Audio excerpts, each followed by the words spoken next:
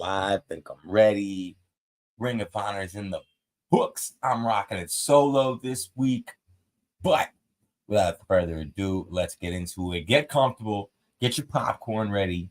Get your snacks. Get a little bottle of water. And let's get into it.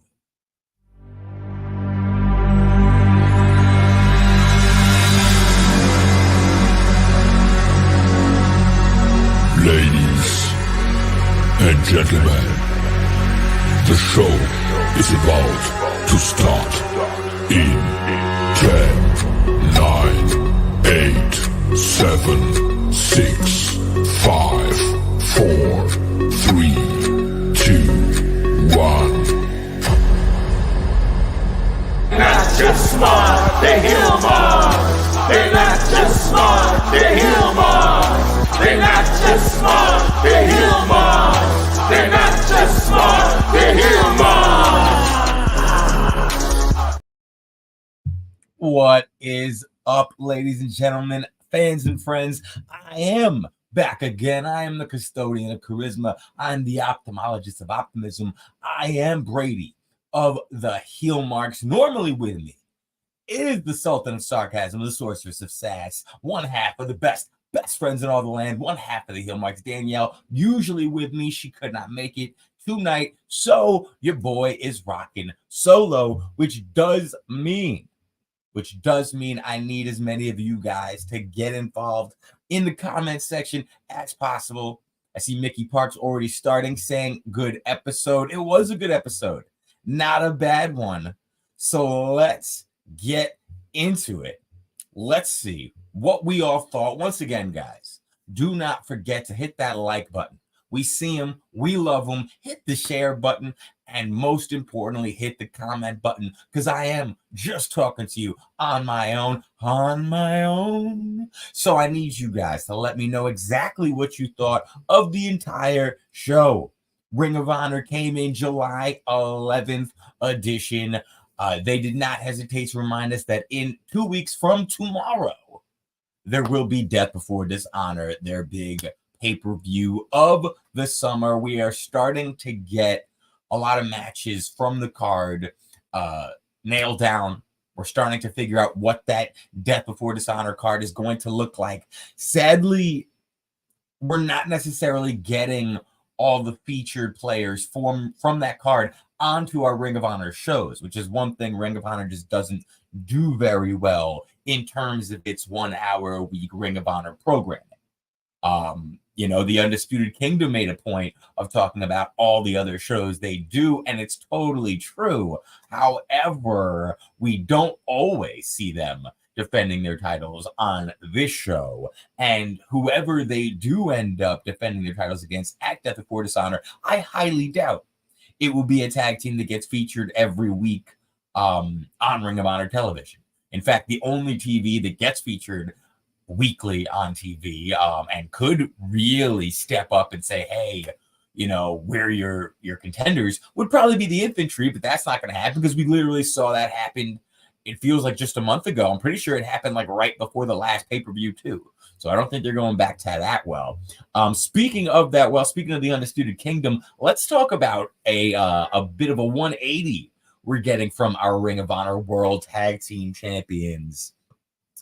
Because these guys have been, and Danielle and I have been talking about it every week. I've actually been liking it and very engaged in what we're getting what we have been getting from the Undisputed Kingdom, because they've been coming out saying, listen, we know that you guys don't put respect on our name the way you should, but we're here to let you know we are the best tag team in the world. We are the Ring of Honor World Tag Team Champions. It doesn't matter who the AEW Tag Team Champions are. It doesn't matter who the champions in any other company are. It doesn't matter what tag team comes through these doors.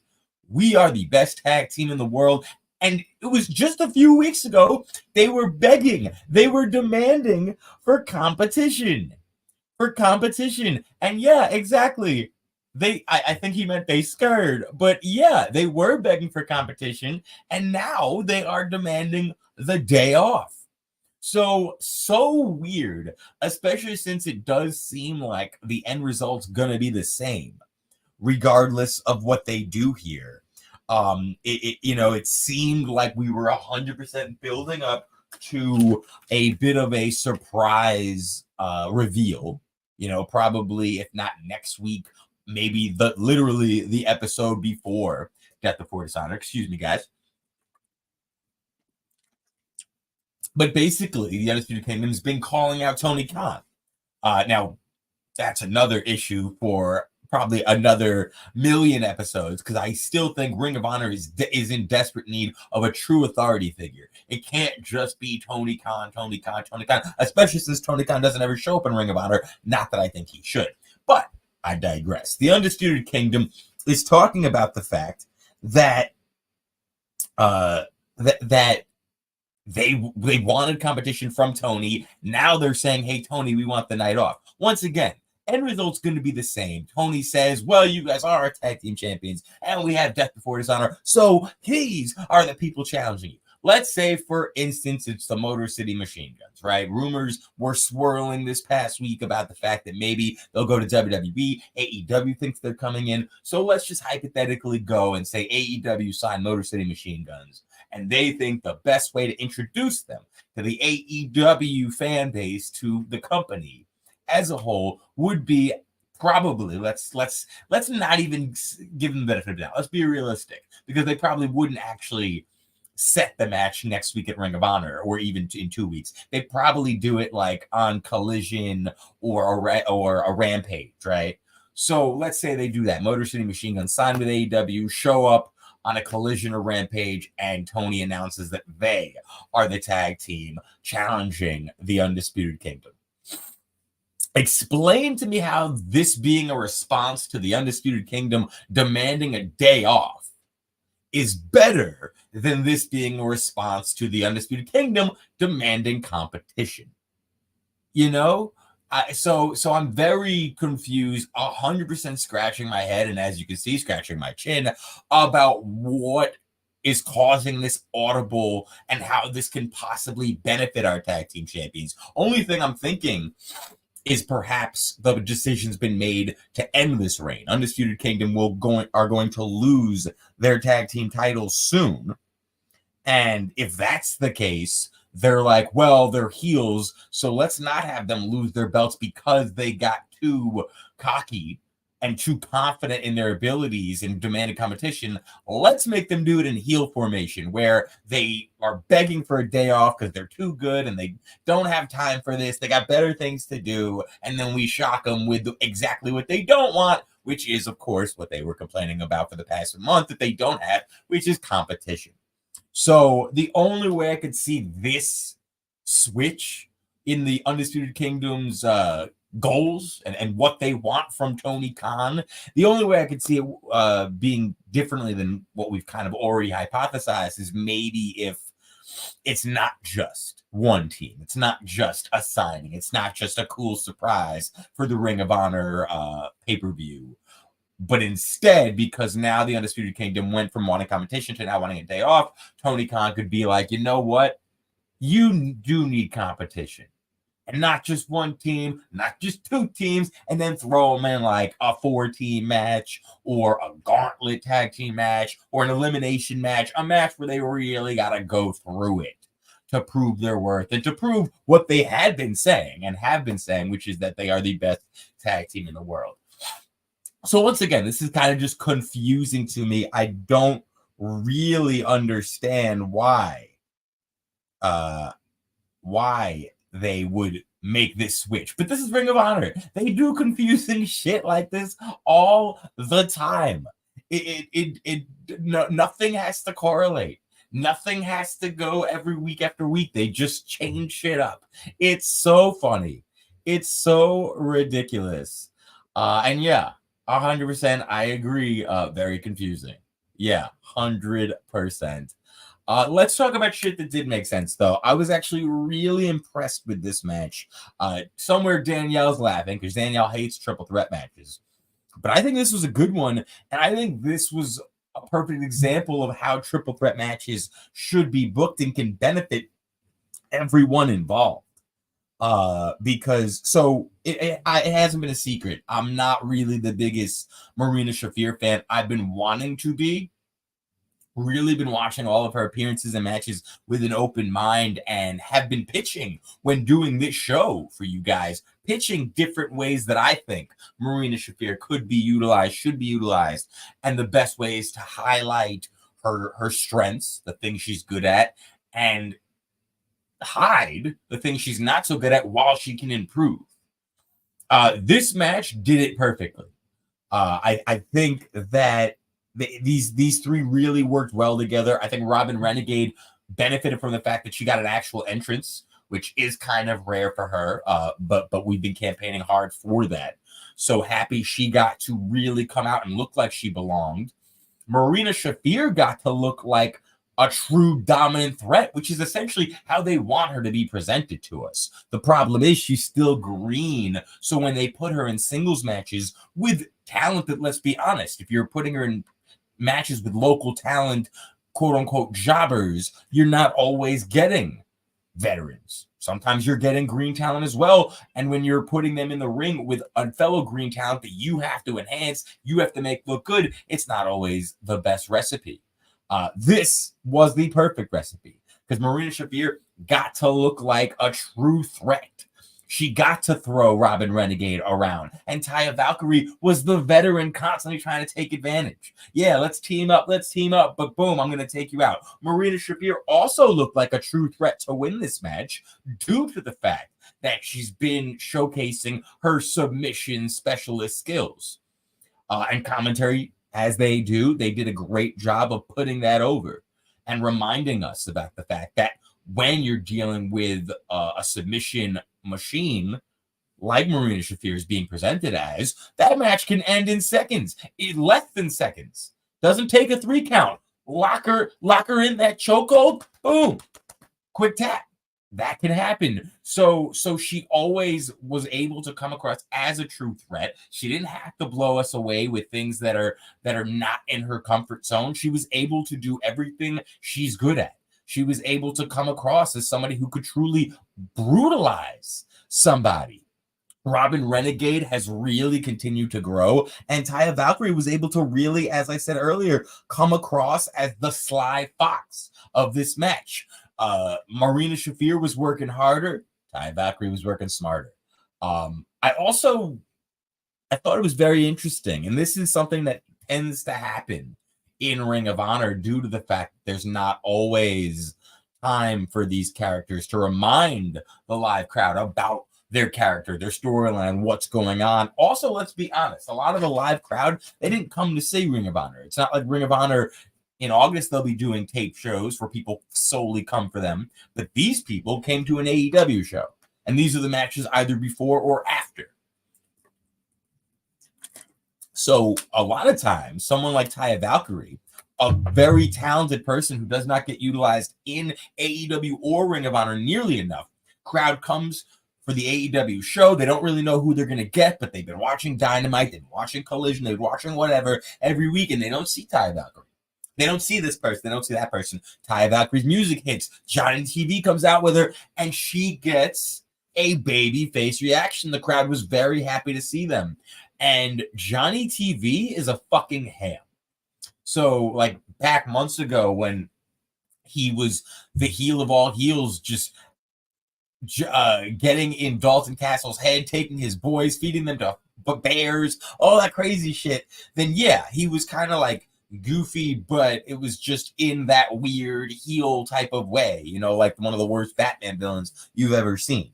However, when he doesn't have true heel objectives, when he's not ruining somebody's day or just flat out being, a punchable face, for lack of a better term, I think Johnny TV and Taya Valkyrie have big baby face potential. Like, they're so goofy, they're so silly, but they're also so fucking talented. Like, these are two talents. Like, this is really why I think Taya got the babyface reaction she did, both when coming out and when winning the match. It's because of the fact that fans appreciate seeing them. Fans think they deserve better. Fans have been scratching their head wondering why Johnny TV can't get looked at as a world championship contender by any company he signs with, including the little sister company over here where he is now, like Impact, TNA, and Lucha Underground, the only places that treat him like a star. In fact, they're the only places. The TNA is pretty much like the last place that treat Taya like a star too. And they came in with such high hopes, and I think they're happy doing what they're doing. But I think the fans would be happy you're seeing more from them, and that's why we got this response. And I like what we got. I think Taya and Johnny TV should be baby faces, especially if they're going to be more Ring of Honor mainstays than they are AEW or anything else. I think their value vastly increases when you throw them on the babyface side. You can use them in a lot of different ways and get the crowd to really react, much like we saw them do for this opener. Another instance, I think, is when you look at Sky Blue versus Lady Luck. Sky Blue got a babyface reception while she was making her entrance, while she was doing certain heel tactics in the match, and after the match, after she defeated Lady Luck. Sky Blue's not a babyface. A turn has not happened. Sky Blue's kind of been a heel ever since pairing with Julia Hart. Granted, ever since they took the TNT championship, TBS championship away from Julia Hart and Sky Blue, that pairing, so they could get it on Willow, so they could get it on Mercedes and all that kind of stuff. Yeah, these guys haven't been pushed as much and haven't been given as much time to showcase and remind everyone that they're heels, to do anything dastardly to make a crowd boo them. So when a crowd who didn't know they were seeing Sky Blue hears her music, sees her entrance, sees her come out, they're immediately like, yay, we love Sky Blue. Sky Blue was supposed to be the heel in this match, and she was getting cheered. Not just cheered, she was legit getting, we want Sky Blue chants. Sky Blue. Like, they were screaming her name. Speaking of Sky Blue, I cannot say enough about her growth. It is night and day. If you go back and you look at and I've never not been impressed with Sky Blue. And I've always made a point of pointing out the fact that she does always evolve. She does grow. She gets more innovative. She learns. But she's just so much more comfortable now than she ever was. Like, it's ridiculous. I don't want to. I know people love over exaggerating when you throw comparisons out there. I'm not saying she's on her level. I'm not. But it reminds me a little bit of Charlotte Flair, only because Charlotte Flair was so fucking trash in NXT when she started, but so quickly, like within like the first month, you're like, oh my God, she's gotten so much better. And then when those changes start to happen, those reviews start to happen, all of a sudden you start noticing a bit of a swagger. You start noticing, in fact, yes, you start noticing that aura, as he puts it right there in the comment section. Thank you for that. Yeah, Sky Blue had that aura when she came out tonight, and there's just like that. She didn't have that a year ago. She's so much more comfortable and just in everything she does. It's just the sense of knowing what you're doing and knowing that you do it well. And she came across like someone who can take control and take lead in a match and carry somebody who maybe not be experienced as she is. And she's still learning. She's still in her first few years of this. But she's got great people in her corner. She's got great people training her and helping her improve. And you can see it. You can see it every time she comes out. And just, I cannot tell you how blown away I was. And this wasn't, this wasn't a crazy match where they went like super long or anything. But I was just so impressed with the way she played to the crowd and the way that she was able to, the fact that the growth that she was showing and the evolution that was getting showcased wasn't being ignored by the commentary team, where they were putting over how far she's come and the fact that she is now a championship caliber, a contender caliber wrestler here. And that's why the little hope spot Lady Luck got in there, which she pulled off very well, they were able to put over like, wow, Lady Luck's getting some offense on Sky Blue, and that's no slouch because Sky Blue is a future champion. There's like little things.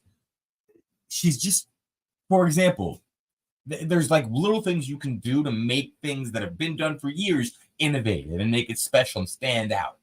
And she did like a choke in the turnbuckle with her foot, which has been done millions of times by millions of wrestlers. There's nothing fancy about it. When I'm building my creator wrestler in the video games, I never use that move. It's so played out and it's so boring. However, she found a way to make that move her own by stretching out her leg for the choke, stretching her body, and allowing her to kind of just recline and get comfortable and rest her head on the ropes a little bit and play to the camera and do it with such swagger, like, yep, I'm doing this. She plays to the audience while doing that. She ignores the referee's 5 count while doing it. All these different things come together to make the tiniest, most normally boring move in the world, a corner choke with your foot, make it stand out. I cannot say enough about Sky Blue, and the fact that she's doing this on her own. Like, I think everyone really was giving a lot of credit to the transition she made as she joined Julia Hart and the House of Hart, as everyone called it. But ever since that title change, Sky Blue kind of has been more on her own, and here we see it. And she looks very comfortable. She did not look out of place. She did not look like she needed anyone. I think around like a while ago, a lot of people were saying, oh, Sky Blue, can she talk? Does she maybe need a mouthpiece? Does she need someone else? Does she need to be in a tag team? Sky Blue is doing everything she needs to do. Like, this was a really this was a great match, and the fact that it was remotely competitive made them both look good because of the way that Sky Blue has come across. And after it, I think it was an audible she made in the ring, the fact that she did show respect to Lanie Luck afterwards. And the fact that I think she can go face or heel without compromising her character now, because she knows who her character is more than she has ever known before. And that type of shit makes me want to know more, makes me want to pay attention, makes me want to see what more she can do.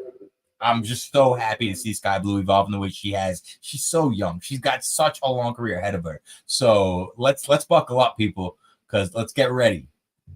Also, one thing I'm ready for apparently is the biggest reach around of our lives.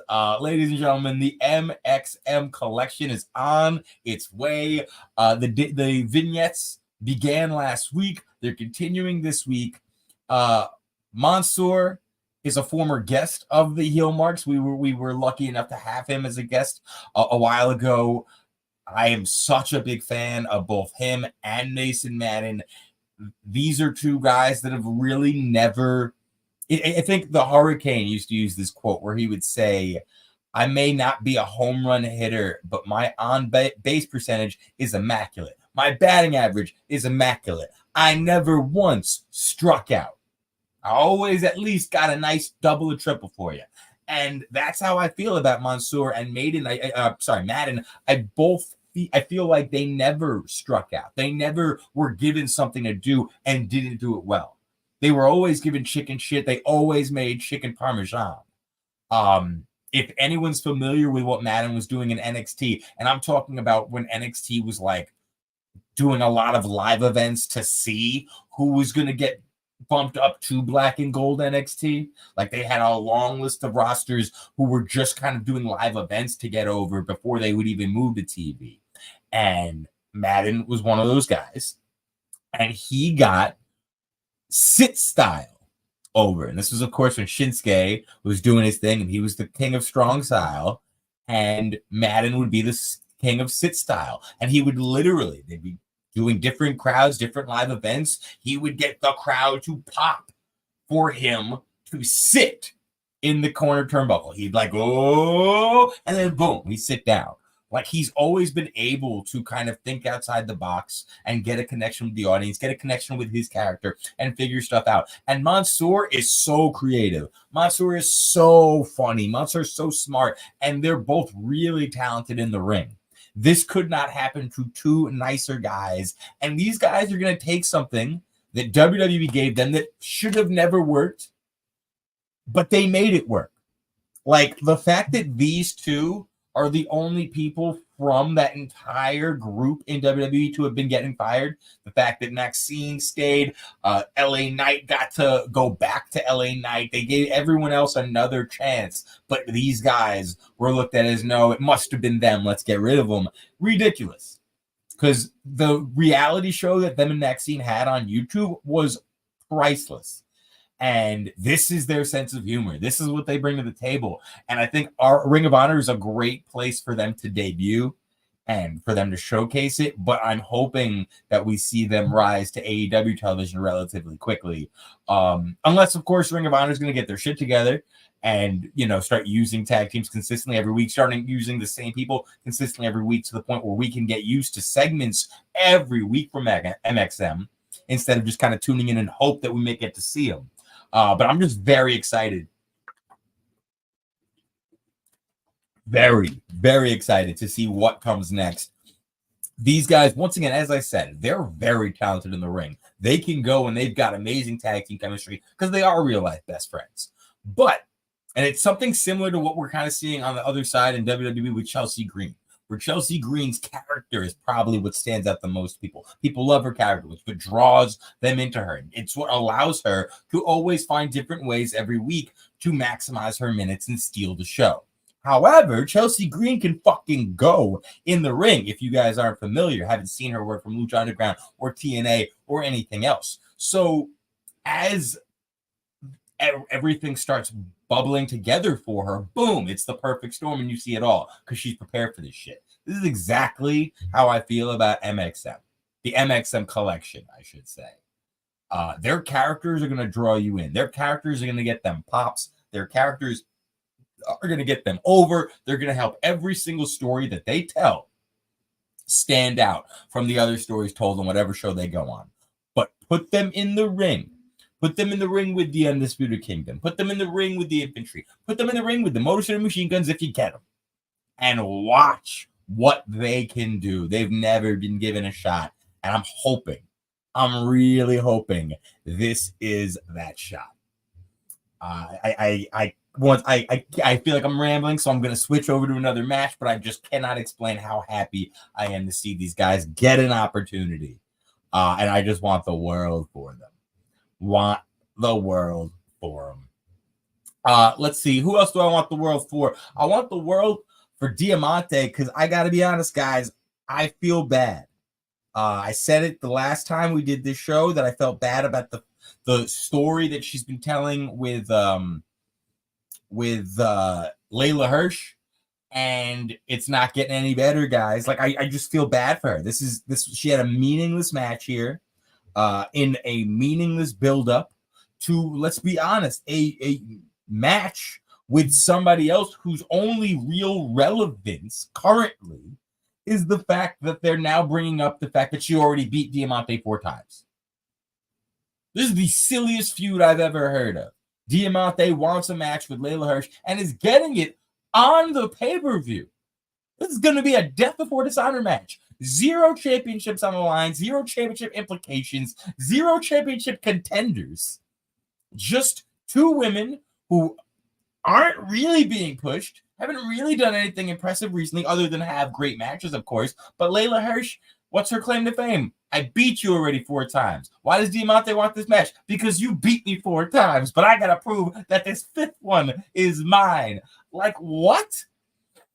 What? And this is a match that's being, like, promoted as part of the card, which is great. And don't get me wrong, I'm happy for them because I am a fan of both of them, and I'm happy that they're on the card. But if we're being honest, like, this story is lacking and they haven't been kept strong, so they honestly don't belong on the card, at least not the promoted materials, because this is Ring of Honor, right? Let's be real. Their pay-per-views, usually we've got the card promoted. Let's say it's 6 to 8 matches or what have you. Then day of, you're going to find out of, like, the first 3 matches for the Ring of Honor, you know, pre-show, or even just matches that they add to the card throughout that you didn't know was going to happen. That always happens. Ring of Honor always adds like 3, sometimes even 4 extra matches. So this could be a story they're telling on Ring of Honor television. Fine.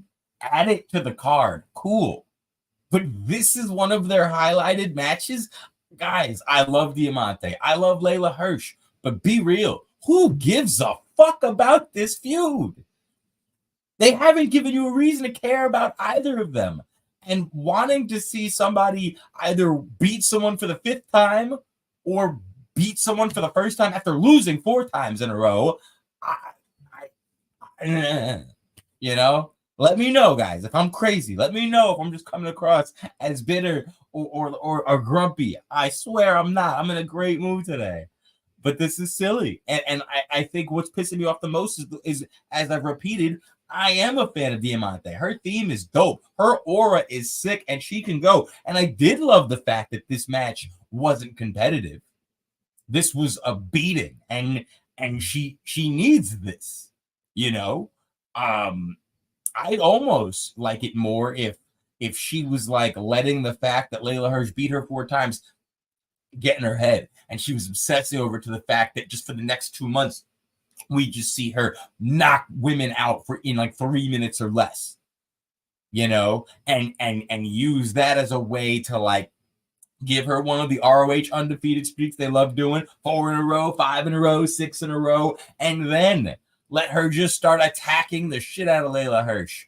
Become obsessed with it and say, you drove me to do this. You drove me to be undefeated, and now I'm getting my win back. Like, there are ways to make me care about this. I still think it's silly to, like, even be bringing up and trying to base an entire story around the fact that somebody's lost 4 times in a row. So silly. But if you're going to do it right. There's ways to do it right. There's ways to do it right. Speaking of ways to do it right or ways to do it wrong, let's just talk about it, guys. Danielle and I laughed about the way they announced the fact that Atlantis Jr. was going to be facing Kyle Fletcher. It was a few weeks ago. I think it was either before or after Kyle Fletcher beat Lee Johnson in a 2 out of 3 falls match. I think after.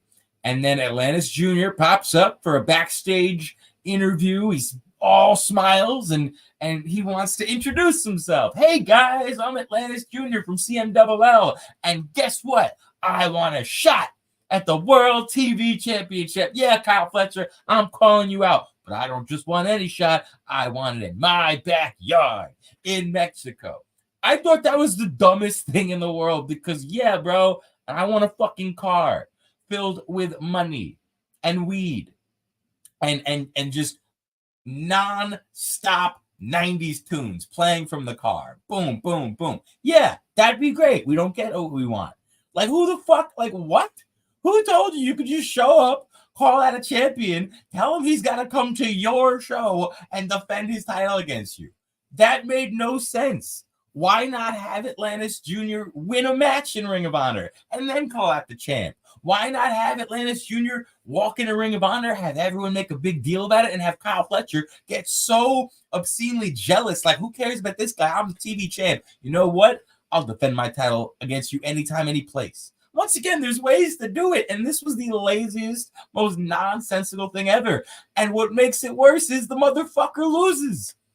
Kyle Fletcher, who had been looking so strong that even in winning a 2 out of 3 falls match, I thought the fact that Lee Johnson did get a pinfall and was the first person to pin him in God knows how long. I think the first person to pin him this year on Ring of Honor television. They don't make a thing about that. They don't let Lee Johnson get to brag about that or give commentary a bragging point to add to his resume. Nope, because the next week, for no reason at all, champion versus champion match, Kyle Fletcher loses clean as a whistle to Mark Briscoe. And then that fucking week, he goes to Mexico and loses his championship on another show to Atlantis Jr., who is now making his debut tonight as champion. What? Now, granted, yes, they showed us the clip of the title change, and Kyle Fletcher did say, you know, he showed respect, and he said, next time, it'll be in my backyard, and it'll be for that.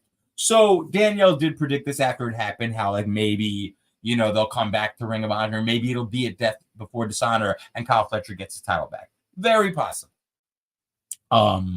But if that's the case, like if they do that and they just have Kyle Fletcher go out to Mexico to drop the title, ruin his undefeated streak, not look nearly as strong or unstoppable as he had been for the past half a year, if not more.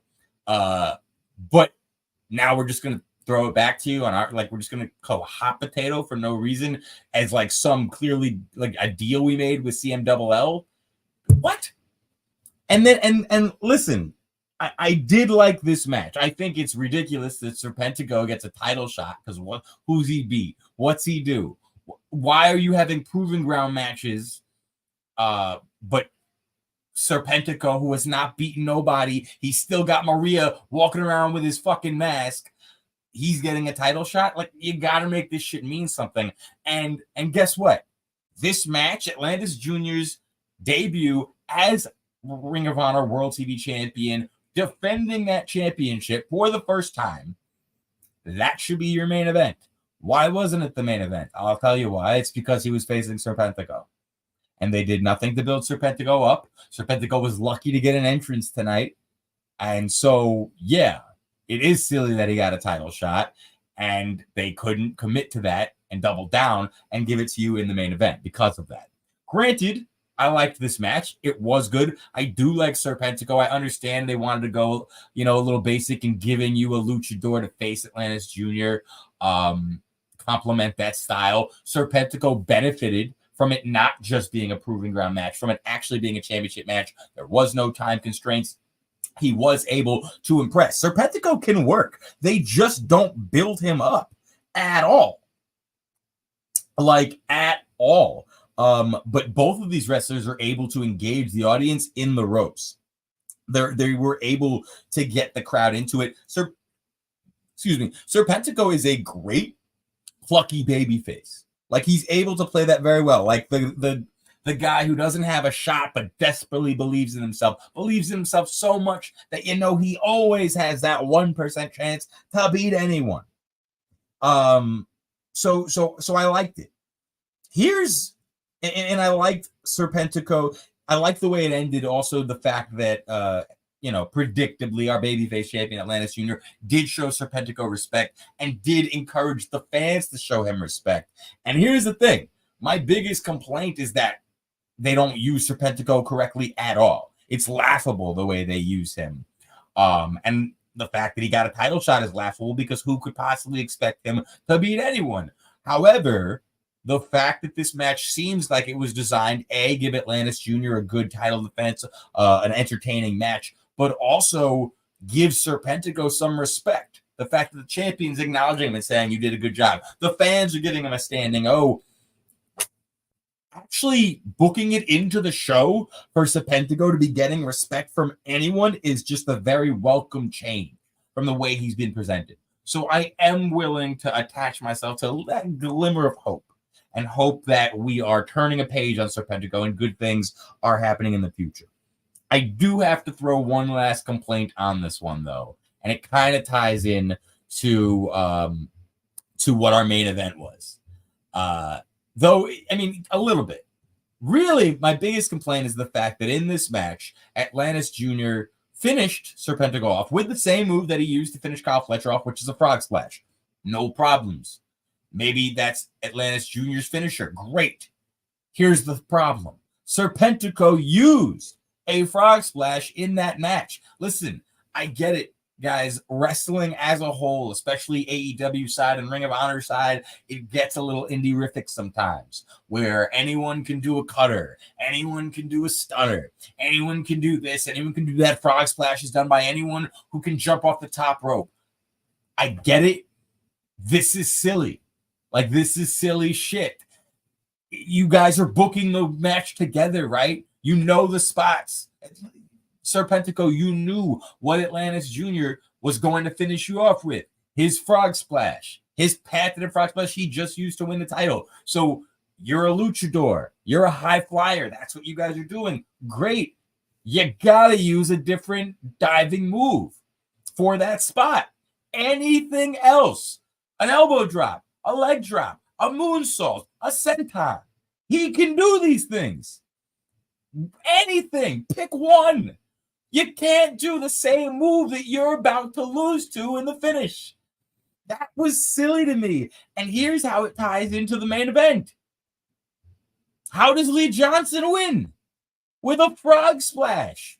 I'm seeing 3 frog splashes in one show, in a 1 hour show. 3 frog splashes, and 2 of them are ending matches.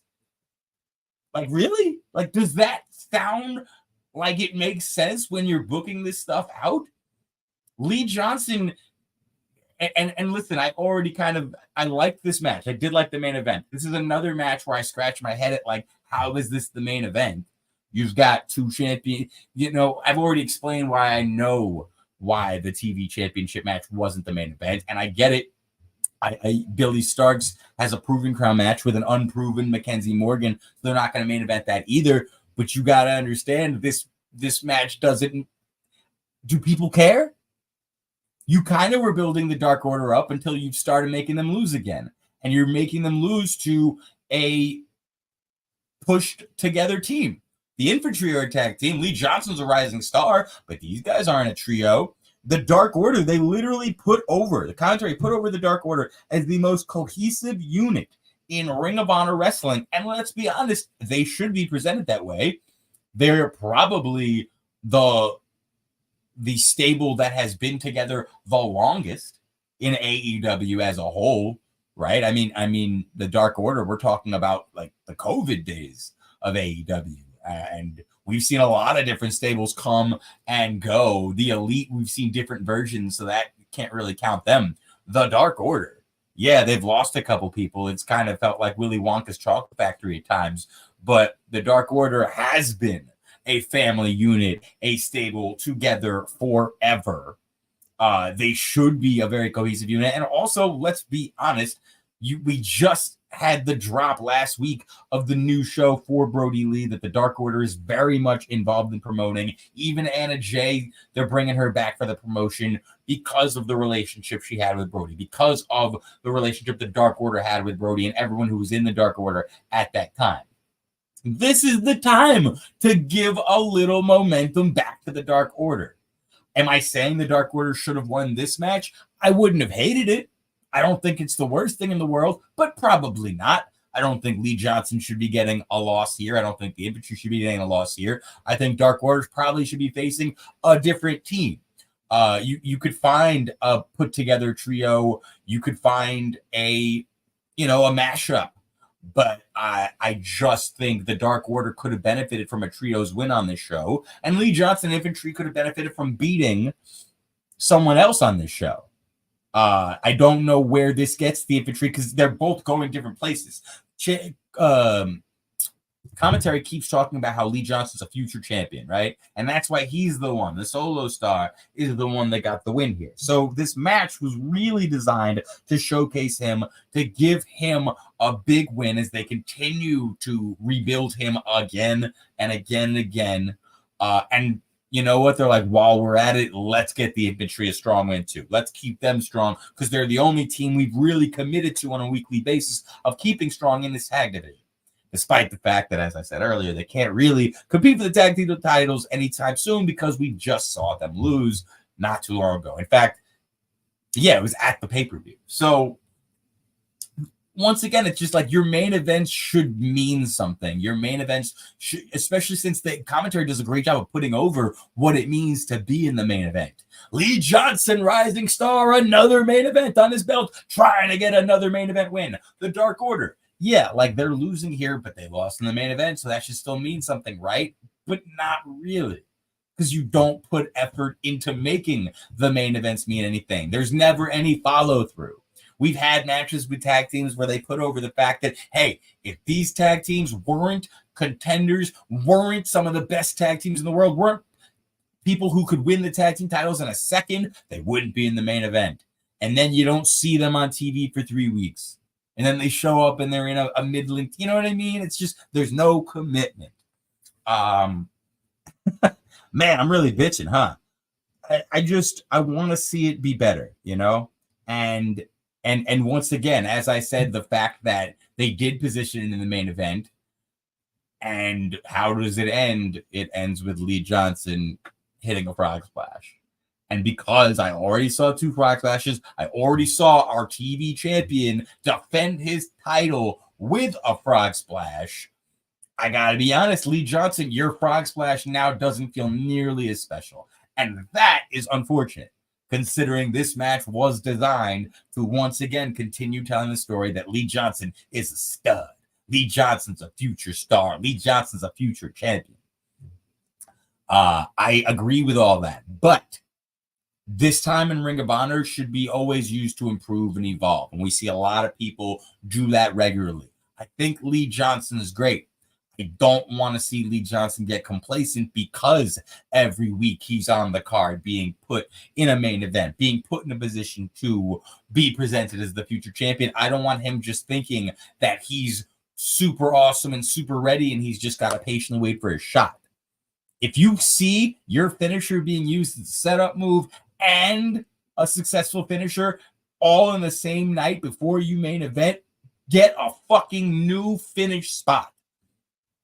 Pitch a superplex. Get another top-rated move. Like, all wrestlers should have multiple ways to finish matches. And this is exactly why. And especially, as I said, as wrestling and Ring of Honor and AEW gets a little indie-rific, where you're getting wrestlers from all over, and they're not necessarily coming together to say, oh, that's your finisher? Okay, well, let me use this finisher. Times have changed, bro. These wrestlers don't give a fuck anymore. These wrestlers really don't care. And everyone in every company does the frog splash. If you want to do a top rope move, but you're not really a high flyer, guess what you're doing? You're doing a frog splash. It used to be the Macho Man elbow drop. Now it's the frog splash. Has been ever since Eddie passed away. So and for me, it's noticeable. It's silly. So Lee Johnson, if they're going to continue pushing you as the future champion, as the future star, as big shoddy Lee Johnson, let's get another move in that move set, brother. Let's get a new finish spot. I think the fact that they allowed this to happen, once again, it's a 1-hour show. It was, I believe, 6 matches. Yeah, 6 matches, 3 frog splashes. Come on. I can't be the only one that thinks that's silly. I almost kind of want somebody to tell me, oh man, I didn't even notice. And then that way I could be like, shit, I'm a fucking curmudgeon. But I think that this is a perfectly reasonable complaint to have. As I said, it was the main event, and it's repetitive. And these guys are the people doing it is a guy who got a title shot, a guy who defended his title, and a guy who, as I have said for the 100th time now, won the main event and was touted as a future champion, a future star. So these are the wrong people on the same episode to be hitting the same move. Feel me? Listen, we have some stuff to look forward to as it pertains to Death Before Dishonor, mainly Dalton Castle versus Roderick Strong in a number 1 contenders match. I personally love a good number 1 contenders match. This is not going to happen next week on Ring of Honor. It will happen this week on Collision. So we will know going into next week who will be facing Mark Briscoe at Death Before Dishonor for the Ring of Honor Championship. If I had to make a guess now, I'd say it was going to be Roddy Strong. Because Roddy Strong is a heel right now. Mark Briscoe is a babyface, so that just makes a little bit more sense. I think Dalton Castle would be a fine selection as well. Roddy Strong's also a fucking gamer. Roddy Strong, similar to everyone else in the Undisputed Kingdom, is someone that people seem to always forget how good they are until you just have the best seat in the house and you just see it and you can't do anything but just let it happen to you. Roddy Strong's that guy. Roddy Strong and Mark Briscoe will have a fucking banger.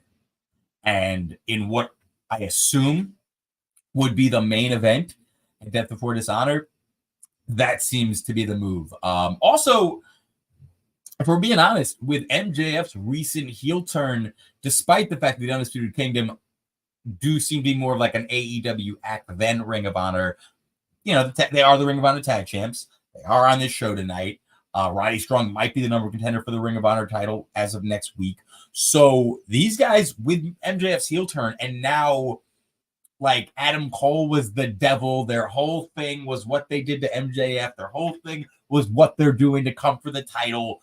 That whole thing is falling apart. So Roddy Strong, at the very least, making a play for the title, even if he doesn't leave Death Before Dishonor as our new champion, him making a play for it, the Undisputed Kingdom making a play to all have gold at the same time, simultaneously in the same company, that's something I can get behind. I think that story is worth telling, and that would be a fun one. Especially hearing Roddy Strong scream, Briscoe! Mark! So, guys, I think that's gonna do it. We do have. Oh wait, I'm so sorry. Oh, she would kill me. Danielle would kill me. How am I forgetting talking about the main event? That's right, Billy Starks, our women's world TV champion. She had a proving ground match against Mackenzie Morgan. I mentioned a little bit earlier, but I did like this match. The only thing I didn't like about it is that I think she needs more of a proving ground match to continue building up to what should be a much bigger match with Red Velvet. Before Athena's injury, this story and these simultaneous title feuds were some of the most compelling television on Ring of Honor every week. We were getting Athena and Billy Starks constantly feuding with Red Velvet and Queen Aminata. There were a few weeks we didn't really know who was going after which title. We didn't know if it was going to take us to immediate title matches, or maybe we get a tag team match out of it before Velvet and Queen Aminata go ahead and go after their title shots.